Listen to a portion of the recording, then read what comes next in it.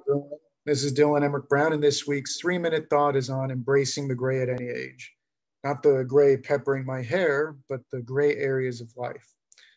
The unknown is often met with suspicion and avoidance. To counter that dark and unforeseeable realm, we often flee to the other extreme of illumination, blindingly so. However, there is a sweet spot worth considering, nestled cozily in the middle, the gray area. But to shed some light on this gray area, we have to look at what it is by seeing what flanks it.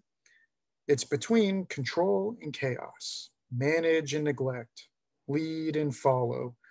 And resting peacefully in the middle is to embrace or uncover, to find a few sufficient verbs. None of these arenas are entirely negative. Sometimes it's necessary to take control or to lead. Other times it's necessary to neglect, walk away, or follow. And yet the greatest indicator to an unhealthy extreme is whether it is proactive or reactive. When we react to something spontaneous, or at least it appears spontaneous to us, we tend to overreact, avoid the cliff, and fall back into the wood chipper. However, if we can be more proactive, training our minds to embrace or uncover rather than control or neglect, we'll be more adaptable in the ever-changing world we live in. So let's look at more what it means to embrace or uncover. In order to embrace something, you need to act. You are choosing to embrace, and so it is active. Yet you are embracing something that has uncontrollably come to you, and so there is an element of chaos.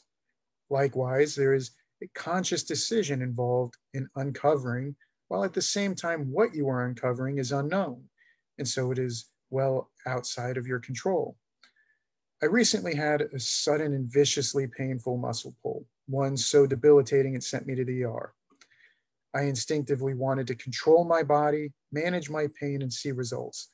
However, my predicament sent my head spinning, my ears ringing, so making decisions wasn't in the cards.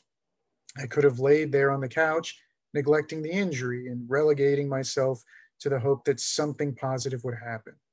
Neither scenario was going to help me. Instead, I embraced the situation. Okay, I'm in crippling pain, but my wife is home. We have a car and health insurance, and there's a hospital right down the street. Let's maneuver within my ability to the car and have her drive me to some medical attention.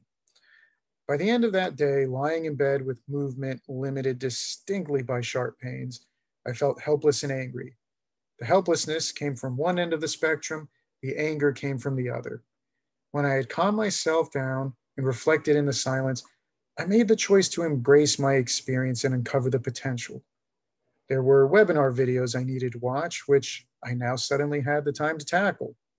There was some reading I hadn't previously given priority to due to all of the other things I could have been doing. And so when I embraced where I was and uncovered what could be, it was from this gray area between extremes I was able to see reality in a different, more fulfilling and productive way. And so can you. In microbursts throughout the day, pause and reflect on what you can embrace or uncover right there in the present. Train your mind. It will become more natural over time. Eventually, whether there's 50 shades of it or not, somewhere in the gray is where you'll find your best self.